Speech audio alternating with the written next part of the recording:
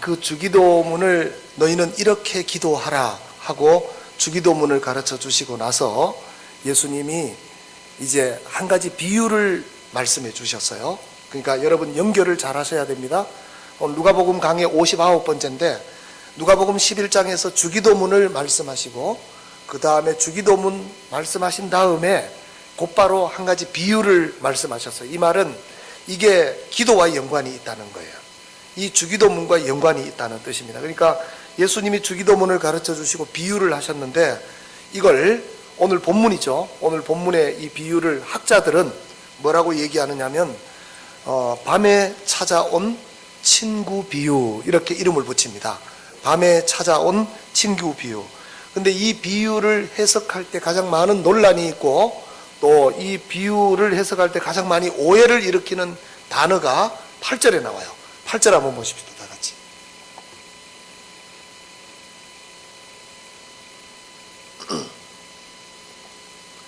이 본문 8절을 여러분들이 읽어보시면은 간청이라는 단어가 나옵니다. 간청. 그래서 이 간청이라는 단어가 여러분 이 8절에 한번 보세요. 다시. 방송실이 지금 준비가 안 되는 것 같은데 8절 내가 너희에게 말하노니 비록 벗됨으로 인하여서는 일어나서 주지 아니할지라도 그 다음에 뭘로 준다고요? 간청함을 인하여 준다.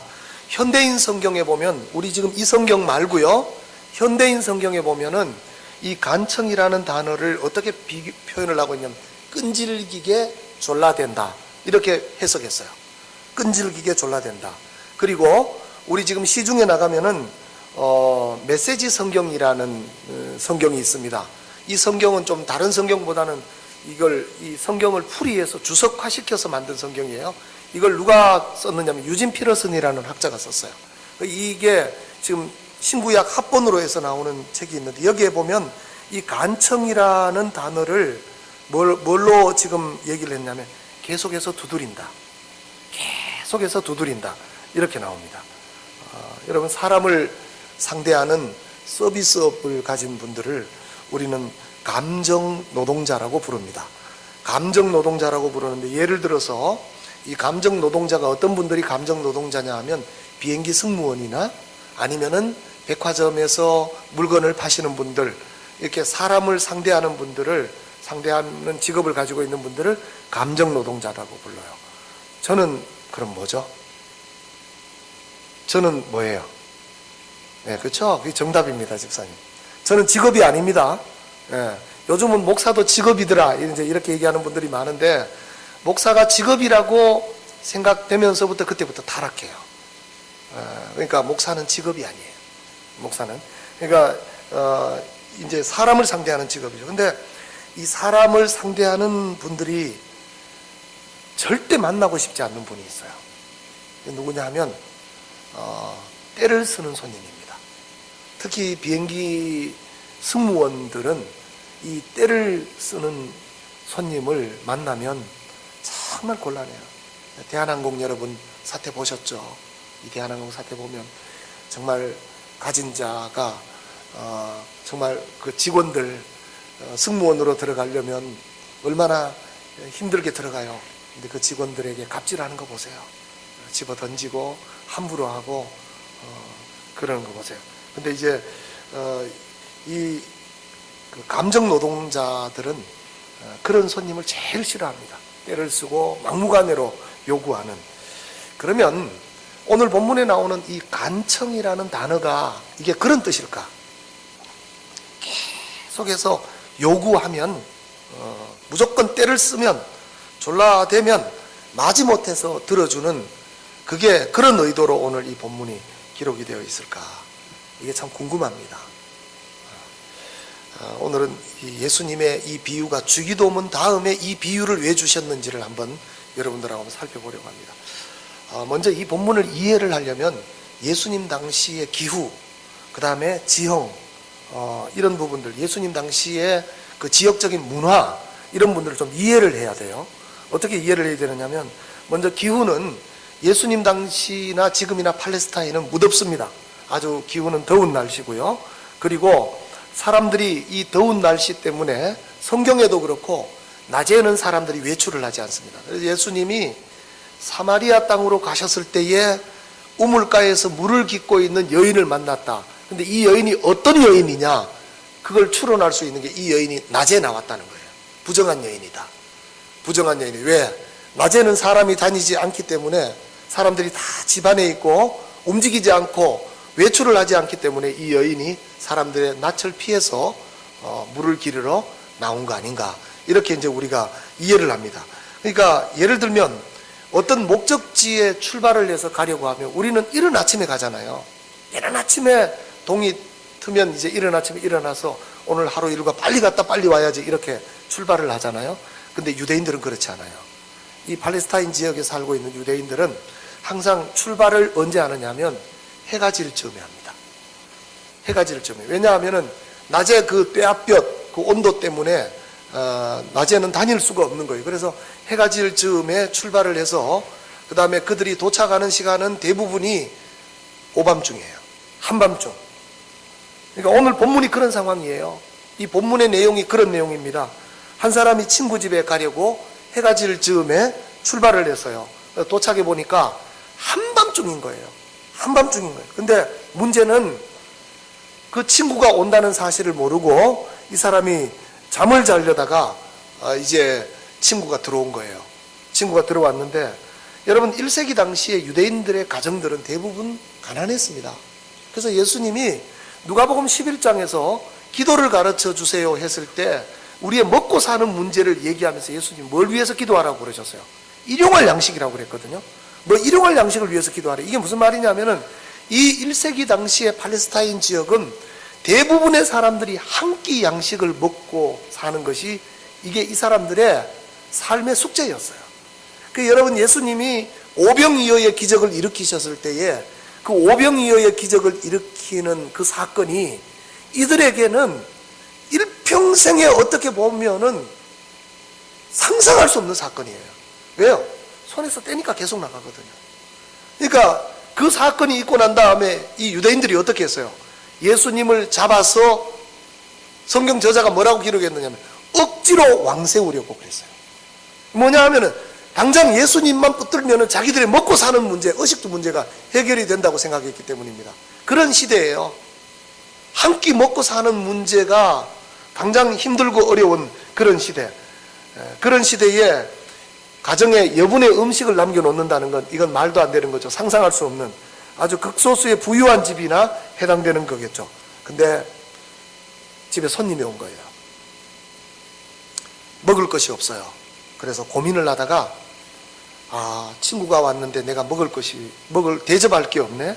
그래서 자기 한밤중에 친구가 찾아왔는데 옆집을 두드렸어요. 여기도 친구 집이에요. 친한 친구 집이에요. 우리 집에 늦은 밤에 친구가 왔는데 내 집에 아무것도 대접할 게 없네. 친구야, 빵 3덩이만 좀 빌려주게. 여러분 누가복음을 기록한 누가라는 저자가 여기에서 빵 3덩이라고 기록을 했어요. 이 빵 3덩이라는 이 말은 한 사람이 왔다는 겁니다. 무슨 말이냐면은 동료가 없었다는 거예요. 다시 말하면 유대인들의 한 끼 식사량, 다시 말하면 유대인들의 장정이 먹는 한 끼 식사량이 빵 3덩이에요. 우린 밥 한 그릇이잖아요. 유대인들은 빵 3덩이에요. 이게 이제 유대인 장정한 사람의 식사량입니다. 자, 그렇게 부탁을 했는데 부탁을 받은 그 친구가, 자, 잘 들으셔야 돼요. 지금부터 저를 잘 따라오셔야 돼요. 예수님이 하신 말씀입니다. 그렇게 부탁을 했는데 그 친구가 이렇게 말하겠느냐, 이겁니다. 오늘 본문이 예수님이 하신 말씀이에요. 그 친구가 이렇게 말하겠느냐, 자네 지금 시간이 몇인가? 이 늦은 시간에 내가 아이들 데리고 아내하고 같이 잠자려고 지금 다 누웠는데 자네 아무리 나하고 친해도 그렇지 이 시간에 자네 부탁을 어떻게 들어주는가? 그렇게 말하면서 예수님 하신 말씀이에요. 그 친구가 거절할 수 있겠느냐? 자, 보세요. 밑에 보면 보십시다. 침실에 누웠으니 일어나 내게 줄 수가 없노라. 그 다음 무슨 말이에요? 하겠느냐? 못 준다는 게 아니에요. 설마 그런 말을 하겠느냐? 이 말이에요.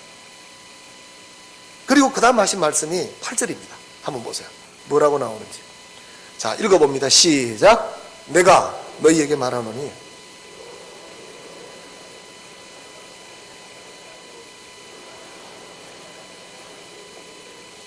자, 그렇게 말할 리가 없다는 거예요. 그런데 그래도 혹여라도 그렇게 말할 수 있다. 그렇게 말할 리가 없지만 혹시라도 그렇게 말한다면 네가 친구기 때문에 그렇게 말해서 안 줄 수는 있지만은 뭐 때문에 준다고요? 그 간청함을 인하여 그 요구대로 주리라. 여기서 뭐가 강조가 됐어요? 간청이 강조가 됐어요. 간청. 친구로서 귀찮아서 야야 내일 와. 지금 이 시간에 밤이 지금 몇 시인데 야 내일 와. 지금 안 돼. 이러고 보낼 수는 있지만 네가 간절하게 간청하는 그 간청을 인해서 너에게 빵을 내어줄 것이다. 여러분, 제가 아까 유대인들이 살아가는 삶의 양식과 문화를 좀 이해를 해야 된다고 그랬죠. 이 본문을 해석하는데 굉장히 중요합니다. 당시 유대인들이 살던 집은 대부분 단칸집이에요. 단칸방이에요. 집을 2칸을 만들어 놓고 사는 집은 굉장히 부잣집들이었습니다. 예수님 당시 1세기에 유대인들이 살았던 집은 전부 다 단칸방에다가 지붕은 전부 다 평평하게 돼 있는. 그래서 우리가 4명이 친구인 중풍병자를 데리고 지붕을 뚫었다 했을 때 우리와 똑같은 지붕으로 상상하시면 안 돼요. 이들이 올라가서 흙지붕을 뚫은 거예요. 지붕에서 흙지붕을 뚫은 거예요. 이게 유대인들의 집이에요. 그렇다면 여러분들이 기억하셔야 될 게 뭐냐 하면 이 집에 유대인들은요 생명을 소중하게 여깁니다. 생명을 소중하게 여기기 때문에 하나님이 주신 생명을 다 낳아요. 거부하지 않고 다 낳습니다. 뭐 낙태하고 이런 거 없어요. 다 출산을 합니다. 그러다 보니까 예수님의 형제만 해도 몇 명이에요. 딸을 제외하고 아들만 예수님의 형제만 해도 몇 명이에요. 그러니까 그 단칸방에 한 집에 한둘이 산 게 아니에요. 복닥 살았을 거예요, 유대인들이. 그리고 거기에 부엌이 따로 없어요. 그냥 방 한 칸에다가 거기에서 빵을 굽고 나누어 먹고 그리고 거기서 잠을 자고, 이게 그 당시에 1세기 팔레스타인에 살고 있었던 집들의 공통점이에요. 2칸을 가지고 있는 집들이 거의 없다고 그래요. 그러면 여러분, 낮에는 인원이 많으니까 문을 열어놓았어요. 저녁에는 이 문을 닫고 나서 빗장을 쳤다고 그래요. 빗장. 여러분, 빗장이 뭔지 아시죠?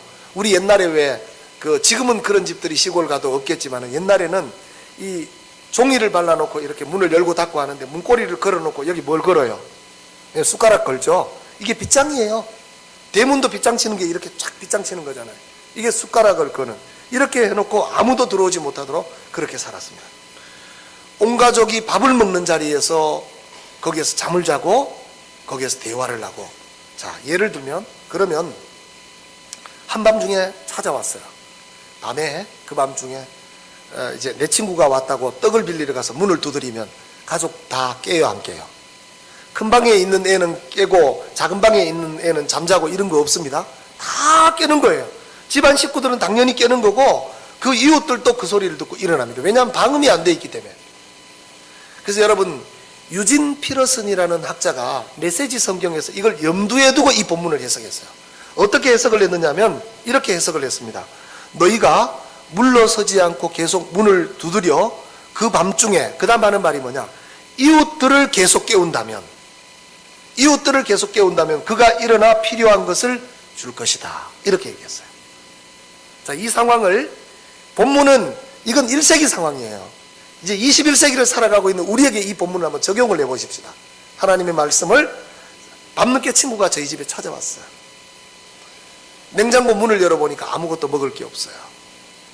슈퍼에도 문을 다 닫았어요. 그 늦은 시간에 찾아왔으니까. 라면도 없어요. 그렇게 제가 좋아하는 라면도. 여러분, 저는 라면하고 김밥하고 제일 좋아해요. 휴게소 가면 제일 잘 시켜 먹는 게 라면에 공깃밥 하나, 아니면 라면에, 제가 늘 이런 얘기합니다. 우리 아이들한테. 이 세상에서 가장 행복할 때가 언젠지 아느냐? 라면 한 그릇 먹고 거기에 찬밥 하나 말아 먹고 그 다음에 내 차에 기름 흘러 넣어놨을 때, 이때는 가장 행복하다. 이때 제일 행복하다, 이런 말을 하는데, 뭐 요즘 같으면 라면이라도 끓여주는데 라면도 하나도 없어. 냉장고도 텅텅 비었어요.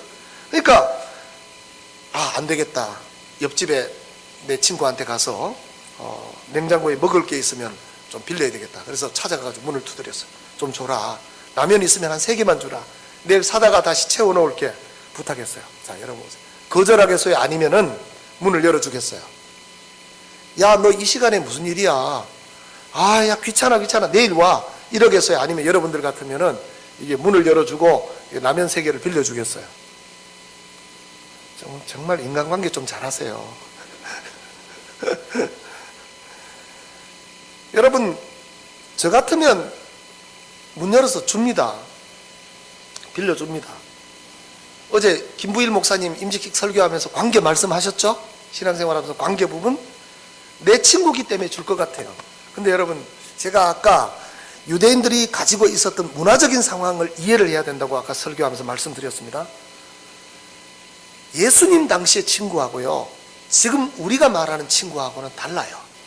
어떻게 다르냐면은, 예수님 당시에 친구 하면, 내 친구야 하면 그건 생명입니다. 이게 무슨 말인지 아세요? 중동 지역에서 그 사람들 간의 친구라는 말은 생명이라는 거예요. 우리가 말하는 그냥 내 친구야 이거하고 달라요. 왜냐하면 당시 친구는 서로 목숨을 같이 하고, 목숨을 같이 해서 마을을 지키고 부족을 지킵니다. 이게 친구예요. 그래서 본문에 보면, 오늘 이 설교 본문 내용에 보면 어떤 게 있느냐 하면은 친구라는 단어가 4번 나와요. 친구라는 계속 강조해요. 친구 집에 가서 문을 두드렸다. 친구 집에 가서 강청했다. 이게 무슨 말이에요? 반드시 주는 집이에요. 예. 근데 친구기 때문에 안 줄 수 없겠지만 혹여라도 안 주더라도 간청함을 인하여서 줄 것이다. 간청을 강조했거든요. 그러니까 여기에서 이 친구라는 단어, 벗이라는 말을 예수님이 4번씩이나 강조를 했어요. 예수님의 말씀은 이런 겁니다. 이 부탁을 받으면 친구기 때문에 당연히 줄 거다. 당연히 주는데 혹시 친구지만 못 준다 할지라도 네가 계속해서 문을 두드리면서 간청하면 그 소리 때문에, 온 동네 사람을 다 깨우는 그 소리 때문에라도 너에게 줄 것이다. 그럼 여기서 이 간청이 무슨 뜻일까? 이게 이제 오늘 숙제입니다. 이거 풀고 오늘 설교를 마치도록 하겠습니다. 간청이 무슨 뜻일까? 여러분, 제가 이 간청을 자꾸 강조하는 이유가 뭐냐면, 신약 성경 전체에서 이 단어가 여기 딱 한 번 나와요. 이게 헬라어로 아니데이아라는 단어입니다. 아니데이아. 그러니까 이게 어떤 내용이냐면은 수치심이 없을 정도로 대담한 거, 이게 정확한 뜻이에요. 수치심이 없을 정도로 대담한 거, 이게 이제 정확한 뜻인데, 이 아니데이아를 우리가 일반적으로 지금 사용하고 있는 일반 용어로 사용할 때는 얼굴에 뭐 깔았다? 철판 깔았다 뜻이에요. 이게 그걸 예수님이, 그러니까 얼굴에 철판 깔고 두드리는 거예요. 예수님이 그걸 간청이라고 말씀하셨어요. 제가 마태복음 15장에 이 비유를 들면 이 단어가 여러분들에게 영적으로 이게 적용이 될지 모르겠어요. 마태복음 15장에 보면 가나안 여자가 나옵니다. 이 여자의 고향은 두로와 시돈이에요.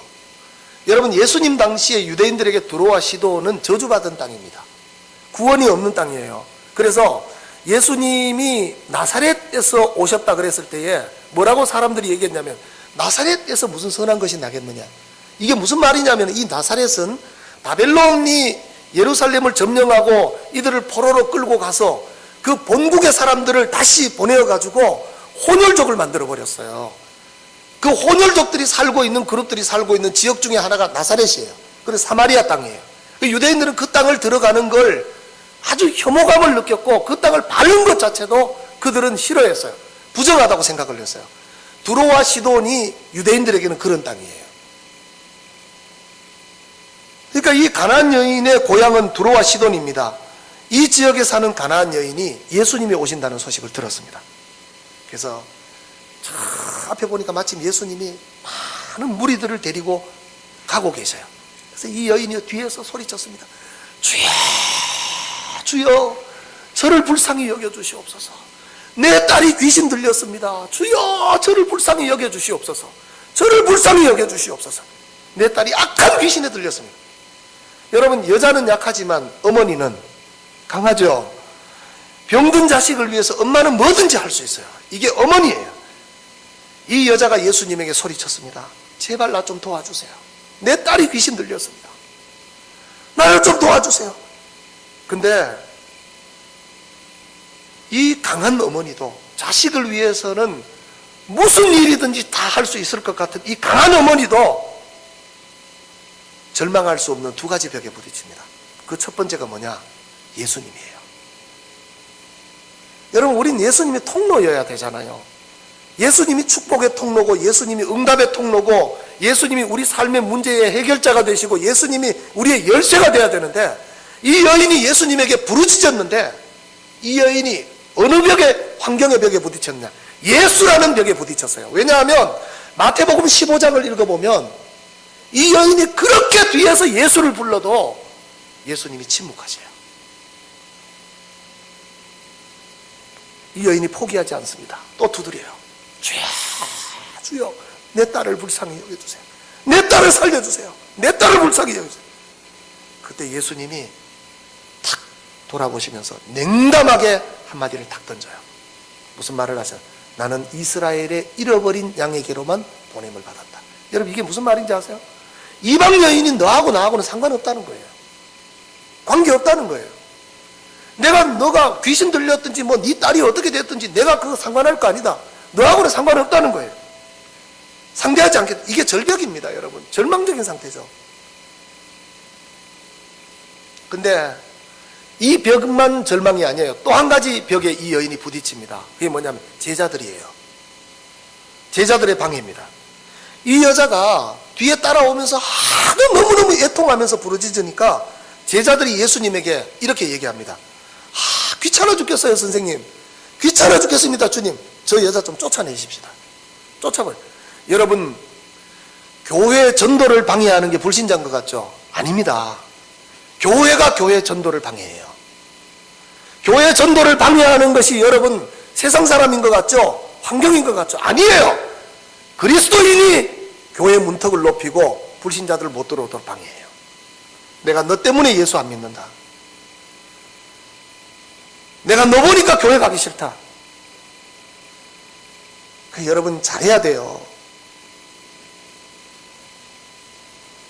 가정에서 믿음으로 사는 사람답게 잘해야 돼요. 제가 늘 그러잖아요.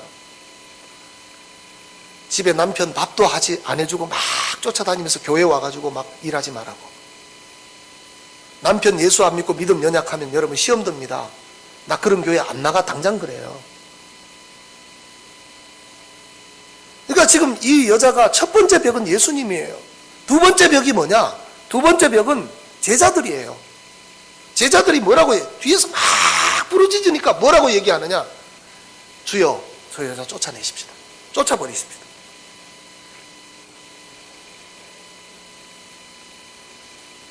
그 이야기를 이 여자가 들은 것 같아요. 마태복음 15장에서 들은 것 같아요. 그래서 이 여자가요, 포기하지 않습니다. 이번에는 어떻게 액션을 취하느냐? 뒤에서 그렇게 부르짖다가 쫓아와서 예수님 앞에 섰어요. 마태복음 15장의 본문이 그 내용이에요. 예수님 앞에 탁 서서 그 다음에 그 앞에 무릎을 꿇었어요. 그 다리를 잡았어요. 주님, 저를 좀 도와주세요. 주님, 저를 도와주셔야 됩니다. 그러면 절을 하기 시작해요. 여러분, 유대인들은 아니면 이 중동의 사람들은 아무에게나 절하지 않습니다. 이 사람들이 절을 했다는 것은 자기 인생의 가장 마지막 선택이라는 거예요. 가장 마지막 선택이에요. 다리를 붙들고 절을 했다는 거예요. 다른 선택이 없는 거죠. 주님, 저를 도와주세요. 그때 예수님 뭐라고 말씀하세요? 이 여인에게 이렇게 말씀합니다. 자녀의 떡을 빼앗아서 개에게 던지는 것이 마땅치 않다. 여러분, 이게 무슨 말이에요? 너 개라는 겁니다. 기가 막힌 말씀 아니에요?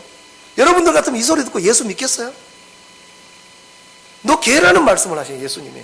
자녀의 떡을 취해서 개에게 던지는 것이 마땅치 않다. 처음에는 내가 너하고 무슨 상관이 있느냐, 이방인인데 네가 아프든 말든 네 딸이 귀신 들렸든 말든 그게 나하고 무슨 상관이 있느냐, 그렇게 말씀하셔서 여자가 그 이야기를 듣고 제자들이 주여, 저 여자 시끄러워 죽겠습니다. 빨리 쫓아버리세요. 근데 예수님이 그 자리에서 그러고 이제 지나가는데 이 여자가 포기하지 않고 주님 앞에 와가지고 서서 그 앞에 엎드려 절을 하면서 주여, 저를 불쌍히 여겨주세요. 그 다음에 예수님 하신 말씀이 뭐냐? 너 개라는 거예요. 내 자녀에게 줄 떡을 내가 왜 개한테 던지니? 근데 이 여자는 포기하지 않습니다.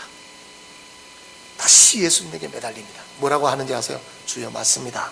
여러분, 이게 굉장히 중요한 말이에요. 주여 맞습니다. 이게 여러분, 이게 우리가 일반적으로 야, 이 여자 자존심 상하겠다, 그런, 이 여자는 자존심 안 상했어요.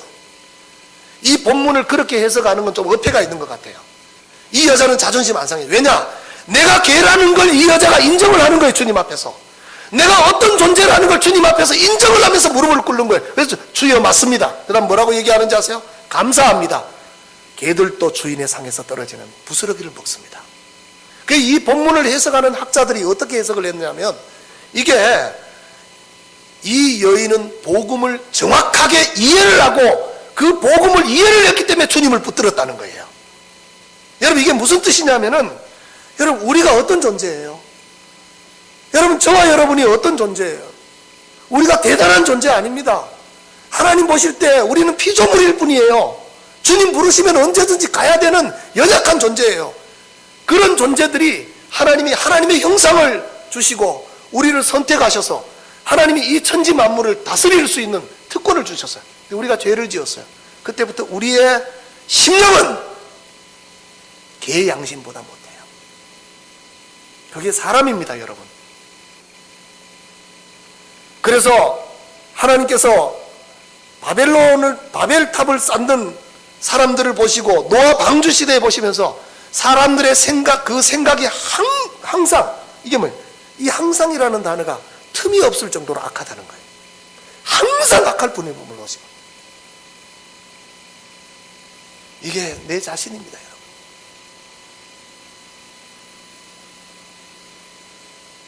그런 우리를 위해서 하나밖에 없는 독생자를 이 땅에 보내시고 그 생명을 주시고, 다윗이 뭐라고 고백해요? 시편 23편에서 주께서 상을 베푸시고 내 머리에 기름을, 이게 무슨 말이냐? 하나님이 우리를 같이 식사 자리에, 밥상의 자리에, 가족의 자리에 우리를 초대하신 줄로 믿습니다. 이 여인이 그걸 이해한 거예요. 주여 맞습니다.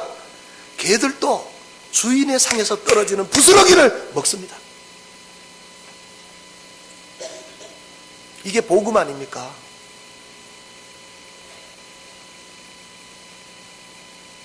그럼 우린 이제 이 시점에서 이걸 물어봐야 돼요. 예수님이 왜 이 비유를 하셨을까? 기도를 가르쳐 주시고 주기도문을 말씀하시고 왜 예수님이 이 비유를 하셨을까? 이 비유를 하신 목적이 뭘까? 이 비유 전에 주기도문을 말씀하셨거든요. 그럼 이 제자들에게 주기도문을 가르쳐 주시고 이 비유를 하신 건, 너 기도할 때 너 이렇게 기도해야 된다는 거예요. 이게 이 뜻이에요.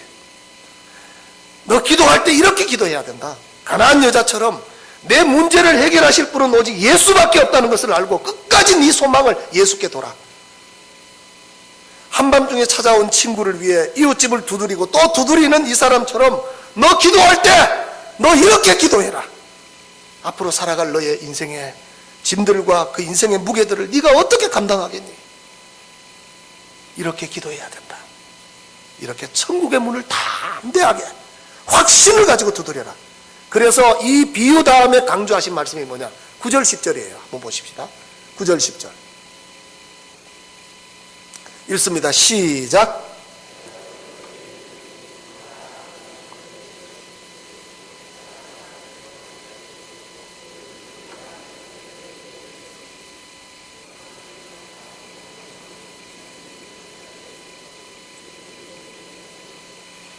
제가 이제 제자 훈련하면서 우리 제자반에 이 이야기를 합니다. 이 구하고 찾고 두드리는 단어는 같은 거예요. 그 어떤 분들은 이 본문을 구하는 기도, 찾는 기도, 두드리는 기도라고 얘기하는, 그건 본문의 해석 잘못하는 거예요. 그게 무슨 말이냐면은 이게 한마디로 말하면 이게 확신이에요. 왜냐하면 그 배경에 뭐가 있느냐면 비유가 있기 때문에 그렇습니다. 그 비유와 연결을 시켜서 보면은 이건 구하라, 찾으라, 두드리라, 이건 같은 단어예요. 확신이에요. 그러니까 무슨 말이냐면 너 이렇게 구하면, 너 이렇게 찾으면 열릴 것이다. 하나님 주실 것이다. 확신해라. 여러분 저한테 이렇게 의문을 제기하실 수 있어요. 목사님, 그럼 질문이 있습니다. 무슨 질문이십니까? 나는 정말 그렇게 기도했습니다. 정말 열심히 기도했는데 내 삶에 아무 일도 일어나지 않았습니다. 혹시 이런 분이 계시면 여러분 두 가지를 점검하셔야 됩니다. 정말 이렇게 간청했는데 아무 일도 일어나지 않았으면 두 가지를 점검하셔야 돼요. 첫 번째는 주기도문이 그 답이에요. 너희는 이렇게 기도하라. 처음에 주기도문을 가르쳐 주시면서 예수님이 무슨 단어를 부르셨어요? 아버지. 아버지. 무슨 말이냐? 첫 번째 점검할 것은 너 기도할 때 하나님이 정말 너의 아버지인가를 고백해야 돼요. 내가 종교적인 기도를 열심으로 드리고 있지 않는가? 아니면 정말 하나님이 내 아버지인가? 나는 정말 하나님의 자녀이며 십자가의 피로 구원받았는가? 나 정말 예수 믿는가? 그거 점검해야 돼요. 이렇게 매달리고 간청했는데 응답 안 되면 나 정말 하나님께 기도하고 있는가? 그게 주기도문을 시작하면서 예수님이 관계를 얘기하는 거죠. 아버지, 아버지, 내 아버지. 또 하나는 두 번째 점검해야 될 게 뭐냐? 지금 내가 하고 있는 이 기도가 정말 하나님의 영광을 위한 기도냐를 점검해야 돼요. 예수님이 아버지라고 말씀하고 나서 두 번째 뭐라고 얘기했느냐 하면 아버지의 이름이 뭐라고요? 영광을 받으시기를 원하나이다 하고 기도를 시작하셨어요. 예수님이 제자들에게 주기도문을 가르쳐 주시면서 제일 먼저 아버지, 그 다음 기도가 아버지의 이름이 영광을 받으시기를 원한다. 따라서 간절히 기도하는데 아무 일도 일어나지 않는다. 이 두 가지를 점검해 봐야 됩니다. 정말 나는 하나님이 내 아버지인가? 그래서 하나님이 정말 내 아버지라면 내 기도가 정말 하나님의 영광을 위한 기도라면 너 두드리라는 거예요. 너 두드리라. 너 열릴 때까지 강청함으로 구해라. 너 매달려라. 왜냐? 열어 주실 줄 알기 때문에, 열릴 줄 알기 때문에 포기하지 말고 두드려라. 하나님이 정말 너의 아버지면. 그래서 11절 12절에 하나님은 주신다. 너에게 반드시 좋은 것으로 주신다. 이거거든요. 이게 다음 주 기회가 있으면 이 본문을 제가 한 번 더 설명을 할 거예요. 너에게 반드시 좋은 것. 네 하나님이 정말 네 아버지라면, 하나님의 영광을 위해서 네가 기도하고 있다면 포기하지 말고 두드려라. 포기하지 말고. 여러분, 금식 기도, 철야 기도 그럴 때 하는 겁니다. 하나님의 영광이 아니고 종교적인 기도를 하면서 밤을 새우고 하는 기도가 아니라요, 하나님이 정말 내 아버지고 이 문제가 하나님의 영광을 위한 거라면은 목숨 거는 거예요. 매달리는 거예요.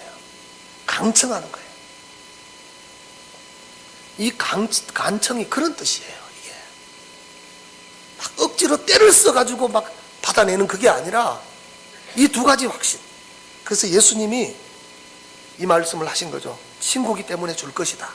준다는 거예요. 그런데 친구지만 안 줄지라도 너의 간청 때문에 줄 것이다.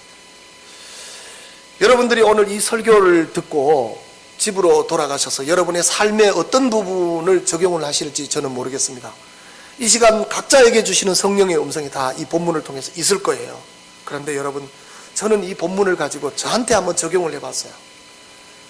인생을 살아오면서 제가 하나님께 두드린 첫 번째 문은 뭐고 두 번째 문은 뭘까? 내 기억에 남는 그 두드렸던 문들이 어떻게 하나님이 나에게 응답을 하셨는가? 이 부분을 한번 생각을 해봤어요. 제가 인생을 살아오면서 제가 하나님께 두드린 첫 번째 문은 개척에 대한 갈등이었습니다. 노원구 상계동에 있는 창일교회에서 목사 안수를 받고요, 제가 32살에 목사 안수를 받았어요. 32살에. 참 빨리 받았죠. 32살에 목사 안수를 받고, 저는 학교를 다닐 때부터 저는 목회가 제 삶의 어떤 방향이 아니었습니다. 안수를 받고 나서 저는 부목사 생활을 다른 교회 가서 한 3년을 하고 목회 경험이 있어야 되니까 유학을 가야 되겠다고 계속 기도했습니다. 제가 제 아내하고 결혼을 할 때도 만약에 제가 목회를 한다고 그랬으면 다시 한 번 더 생각을 했을 겁니다. 근데 제가 꼬셨어요. 나 교수할 거니까 목회 안 할 거니까 걱정하지 말고 쉬지 마라. 그래서 실제로 그때는 그 마음이었어요. 학교 졸업하고 미국 들어가서 유학 한 7년 하고 나와가지고 다시 총신으로 돌아가야 되겠다, 이 생각을 가지고 있었어요. 그래서 그 상계동 지하에서 금요 기도회를 하고 혼자 남아서 그때는 정말 부교역자 때인데도 그때는 산기도도 가고요. 기도 참 많이 했어요. 그래서 엎드려 가지고 하나님 앞에 기도하면서, 하나님, 내가 이제 일산으로 부목사로 가야 되는데 나 이게 마지막 내 부교역자 사역의 임지가 되게 해주세요. 여기가 내 마지막 임지가, 내 부교역자로서는 마지막 임지가, 제가 그래서 우리 부목사님들한테도 그렇게 얘기합니다. 우리 교회가 마지막 임지가 됐으면 좋겠다. 부교역자로서 여기에서 다 담임으로 나가고 여기에서 개척해서 나가면 좋겠다. 부목사님들 우리 교회 오면 다 마지막 여기가 부교역자 사역이었으면 좋겠다. 얼마나 좋습니까, 여러분? 그렇게 되면. 그래서 여기가 마지막이었으면 좋겠다. 여기가 여러분들 친정이었으면 좋겠다. 이동영 목사가 우리 교회 올 때마다 목사님 친정 왔어요 하고 쫓아오거든요. 예? 근데 제가 이제 상계동 그 창일교회 거기가 본당이 지하였어요. 거기도 지하, 큰 지하였어요. 앞에서 긴 지하였어요. 앉아가지고 기도하면서, 하나님, 내가 이번에 가는 일산에 가는 교회가 내 삶의 부교역자로서는 마지막 자리가 되었으면 좋겠습니다. 그리고 거기에서 내가 비자를 받아서, 대사관 비자를 받아서 내가 미국 유학을 내가 원활하게 들어갔으면 좋겠습니다. 여러분, 2번 비자를 리젝트 당했어요. 가난하고 또 미국 들어가면 눌러 앉을까봐 비자를 안 주는 거예요. 목사라는 것 때문에. 그래서 이제 마지막 3번째는 어떻게 준비를 했냐면, 고향교회 목사님이 보증을 썼어요. 어떤 보증을 썼냐면 매달 250에서 300을 학비를 대준다는 보증을 썼어요. 여러분, 그거면 뭐 충분히 들어가죠. 그래서 제가 이제 부교역자 생활을 일산으로 와서 하면서 중간에, 여러분, 뭐 우리 뭐 장로님들은 다 아실 거예요. 양장로님이나 우리 양전사님, 뭐 우리 심장로님은 아실 거예요. 개척 유혹 많이 받았습니다. 저도. 교회가 시끄러우면은 그런 유혹들이 옵니다. 부교역자들한테. 예? 그런 유혹들이 옵니다. 개척 유혹을 밤에 우리 집에 찾아와서, 목사님 저하고 개척하십시다 하신 분들도 있었고요. 제가 그 교회 간 지가 1년이 안 됐을 때예요. 그래서 제가 다 거절했습니다. 왜냐하면 제 기도 제목과 제 삶의 목적은 그게 아니었어요. 그래서 다 거절했어요. 난 유학을 들어가야 된다. 그래서 이제 그 교회 사역을 마칠 때쯤에 이제 그 목사님, 고향교회 목사님이 교회에서 보증을, 저 학비를 대준다는 보증을 써주고, 그리고 I-20를 받았어요. 미국에서. 제가 이제 그래서 전공을 교육학으로 해서 I-20를 받았어요. 근데 대사관에 갔더니 내밀어도 서류도 똑바로 보지 않고 빨간 줄을 촥 그어버리는 거예요. 그날 같이 갔던 집사님한테 그랬어요. 집사님, 나 죄송한데요, 되게 추웠습니다. 바깥에 줄 쫙 써가지고 미국 대사관, 나 정말 폭탄 있으면 저기 던져버렸으면 좋겠다. 그렇게 밉더라고요. 미국 대사관이. 지금도 지나가면서요, 정말 싫습니다. 제가 그 앞으로 광화문 앞으로 지나가 미국 대사관 있잖아요. 예? 지금도 싫어요. 제가. 근데 여러분, 제가 솔직하게 지금 고백하는 말이지만, 제 아내는 알 거예요. 뒤에 앉았는데, 제가 교회를, 하나님이 제가 생각하지도 않았던 교회를 개척을 시키는 거예요. 생각하지도 않았던 교회를 개척을 시켜서 문촌 2단지에 그 권사님 가정에서 개척이 시작되어 가지고, 이제 그 문촌 마을 시작돼, 문촌 2단지에 지하 그 당시에 여러분 어떤 곳인지 아세요? 슈퍼 하다가 그냥 망해가지고 묻어놓은 곳입니다. 거기에 들어가가지고 기도했어요. 양전사님하고 같이 기도해가지고 거기 들어가가지고 기도하고, 거기에 이제 개척을 시작하는데 다 사람들이 반대했어요. 여기 너무 지하고 우중충하다고. 막 청년들이, 학생들이 들어와서 막 담배 피우고 본드 막 하고 했던데, 그 곰팡이 피고 이런 데예요. 근데 이상하게 다른 데 다 돌아다녔는데 기도가 안 나오는데, 거기서 들어가서 기도를 한 거예요. 그래서 거기를 선택했어요. 돈도 없었고요.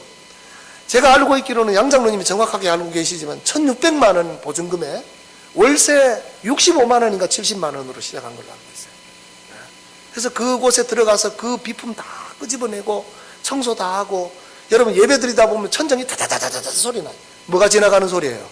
쥐가. 고양이가 새끼를 쳐가지고 거기서 못 나와서 고양이가 썩어가지고 거기서 냄새가 나고 물이 막 떨어지는, 이상하게 본당에 들어가면 냄새가 나는 거예요.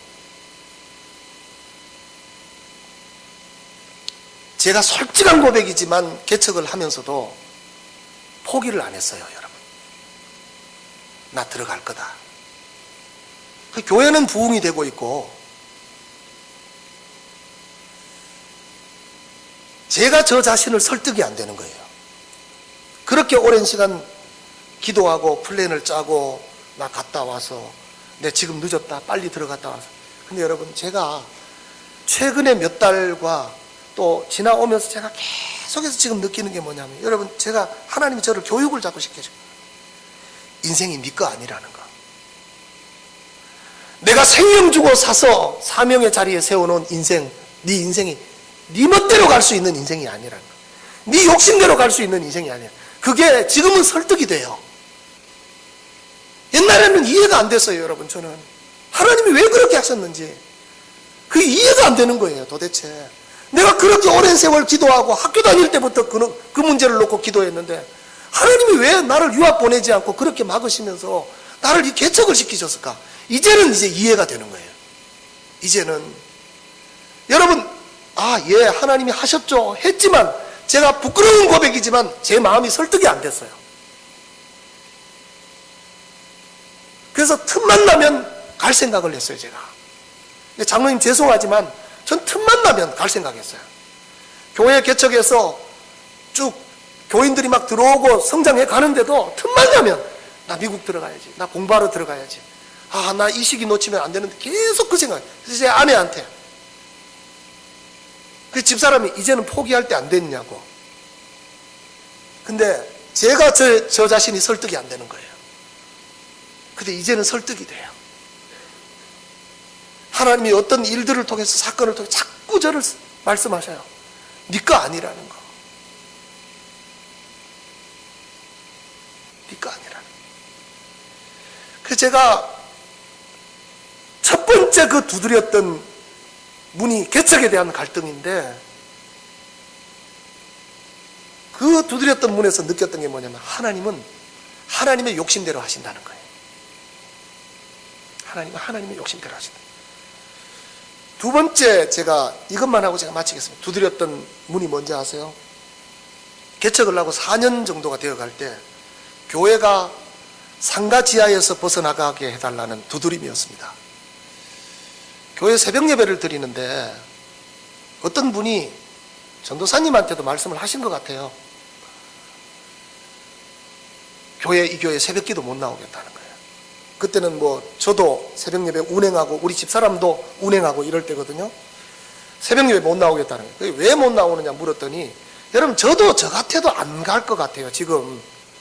그 윤 목사님이 이제 개척 시작하는데 제가 지하는 안 된다 그랬어요. 왜냐하면 그 당시에 우리 지하에 낮에 우린 출근하면요, 전사님하고 제일 먼저 뭐 했냐면 뒷문 열어놓고 앞문 열어놓고 그 철문, 그 뒷문 열어놓고, 지하입니다. 곰팡이 피는 지하예요. 뿌렸어요. 이거 뭐죠? 방향제. 냄새 나지 말라고. 낮에 항상 음악 틀어놓고 불 켜놓고. 저는 불 끄는 게 싫어요. 그래서 불 켜놓고 그 방향제 이렇게 뿌렸어요. 근데 한 분이 새벽 예배를 마치고 가면서 여기서 기도하니까 습기도 너무 많고 냄새도 나고, 그래서 나 이 교회 새벽 기도 못 나오겠다. 여러분, 개척하는 목사는 가슴이 찢어져요, 그 소리 들으면. 그리고 또 하나는, 우리 거기에 할아버지 한 분이 나오셨고, 이제 어른들이 가까이 교회가 있으니까 지하교회로 나오셨는데, 계단을 내려오시면서 못 내려오시는 거예요. 내려오시다가 짚고 또 내려오시다 짚고, 이 무릎이 안 좋으니까. 그래서 그때부터 기도를 시작하기 시작해요. 하나님, 엘리베이터 있는 건물 주세요. 나 이런 건물 달라고 기도한 적 없어요. 하나님 앞에 나 이런 건물 달라고 기도한 적 없고, 그때 제일 많이 기도했던 게 뭐냐면 이 기도였어요. 항상 울면서, 하나님, 나 교회에 정말 부흥해도 하나님 나 한번 믿어보시라고. 나 교만하지 않을 테니까. 아무리 교회가 부흥을 해도 나 교만하지 않을 테니까 하나님 우리 교회 부흥시켜 주시고 엘리베이터 있는 건물 달라고 그렇게 기도를 했어요. 그래서 이제 그때 라페스타가 여러분, 라페스타가 건물이 한참 이제 올라가고 있었을 때입니다. 그쪽이. 그래서 제가 어느 날 새벽 예배를 마치 3년 정도 지나가지고 4년 가까이 돼갈 때 새벽 예배를 마치고 이상하게 그쪽으로 제가 보고 다녔죠.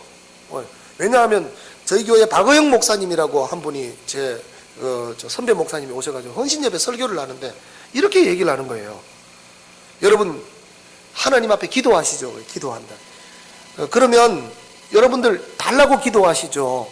어떤 사람이 이 예화를 드는 거예요. 어떤 사람이 기도를 간절하게 하는데 아무리 하나님 이 복권 1등 당첨되게 해달라고 기도를 했대요. 복권 1등 당첨되게. 여러분 그 기도 하지 마세요. 복권 1등 당첨되면 신앙생활 똑바로 안 하고 떠나더라고요. 보니까 골프 치러 다니고. 그래서 복권 1등 당첨되게 해달라고 기도했는데 하나님이 안 주시더래요. 그래가지고 열받아가지고 이 사람이 하나님 정말 이럴 수 있습니까? 그렇게 기도했는데 왜 안 주시냐고 그랬더니 하나님이 하시는 말씀, 야 이놈아 복권이나 사고 기도해라 그러시더래요. 예, 그 이야기 듣고 찾아다니기 시작한 제가 맞다. 기도만 할 게 아니고 상가 찾아다니자. 그래가지고 다니다가 이쪽도 보고 저쪽도 보고 막 했어요. 처음에는 볼 때마다 장로님 데리고. 근데 어느 날 갔더니 아침이에요. 새벽 기도를 마치고 안개가 호수공원 옆이니까 쫙 끼었는데 건물을 짓고 있는데 가니까 뭐 땅딸만한 사람이 키 작은 사람이 나오는 거예요. 그 건물에서. 그래서 제가 건물을 이렇게 구경하고 있으니까 하는 말이 목사님이세요 이러는 거예요. 제가 또 한 인상 하잖아요. 그 목사인 줄 어떻게 아나요? 그래서 제가 목사님이세요. 어떻게 하셨어요? 그랬더니 목사님 같아 보입니다. 그래서 이게 건물을 저는 그분이요 거기에 관리인인 줄 알았어요 처음에. 그래서 목사님이세요. 그래가지고 맞다고 그랬는데 그 건물 보러 오셨어요. 그냥 한번 둘러봅니다. 왜냐하면 엄두도 못 냈어요. 돈이 없으니까. 개척하면서 무슨 돈이 있었겠어요. 엄두도 못 냈어요. 그래서 그 둘러보러 왔습니다. 그랬더니 이분이 양우 사장님인 거예요. 양우건설. 예. 그래서 저보고 이러는 거예요. 목사님, 한번 둘러보시고 하십시오. 그러는 거예요. 우리 돈 없습니다. 그랬더니 본인이 뭐라고 얘기를 하느냐면 나는 우리가 건물을 짓는 건물에는 항상 교회를 하나씩 넣는다는 거예요. 그 이분이 그 종타 건금도 그 당시에 해줬어요. 뭐 1,000만 원인가 해줬어요. 그때 돈이 컸습니다. 그 돈이 해주면서 그래서 그 교회가 들어가게 된 거예요. 어제 여러분 제가 솔직한 고백입니다. 장로님이 어제 은퇴사를 하시면서 이제 3개월 후면 만 19년이 되었다고 우리 교회에 이렇게 말씀하셨어요. 죄송하기 너무 고생을 하셔서 교회 때문에 죄송하기도 하고 감사하기도 하고 어제 임직식이 참 감사하면서도 많이 아쉬웠던 제가 많이 울었습니다. 교회를 여기까지 인도하셨습니다. 하나님이 19년 동안 3개월이면 19년인데 근데 여러분 저는 이런 확신과 믿음이 있어요. 제가 우리 아이들한테 자주 했던 이야기거든요. 하나님이 나를 사랑하신다는 거. 내가 하나님 앞에 바로 살지 못할 때 많아요. 목사지만 떳떳하지 못할 때 많고 이 강단에 서서 설교하기 부끄러운 마음일 때도 참 많아요. 그런데 하나님은 변하지 않으셨어요. 여러분 이 믿음이 있으셔야 돼요. 여러분들이 구원받은 여러분들이 이 믿음이 있고 이 확신이 있어야 돼요. 하나님 여러분 사랑하십니다. 할렐루야. 예, 그러니까 또 하나 제 안에 드는 믿음이 뭐냐면 하나님이 우리 교회를 인도하신다는 믿음이에요. 저는 이 믿음이 있어요. 여러분 어제 그 말씀 드렸지만 어제 제 친구가 축사했거든요. 축사하면서 양 장로님 보면서 계속 울더라고요. 옆에 앉아가지고 은퇴하는데. 왜냐하면 우리 교회가 어떻게 온지 알아요. 그 친구는 저하고 형제 같은 친구이기 때문에 우리 교회가 어떻게 온지 알아요. 어떤 과정을 밟으면서 여기까지 기적같이 온지 그 친구는 아는 거예요. 하나님이 내 아버지고 그 아버지께서 우리를 인도하신다는 이 믿음이 있어야 돼요. 이게 여러분 세상을 이깁니다. 삶을 살아가다 보면 이런 일 저런 일, 정말 내가 이해하지 못할 일들 얼마나 많이 일어나요. 여러분, 저도 최근에 제가 이해 안 되는 일들이 일어나요. 근데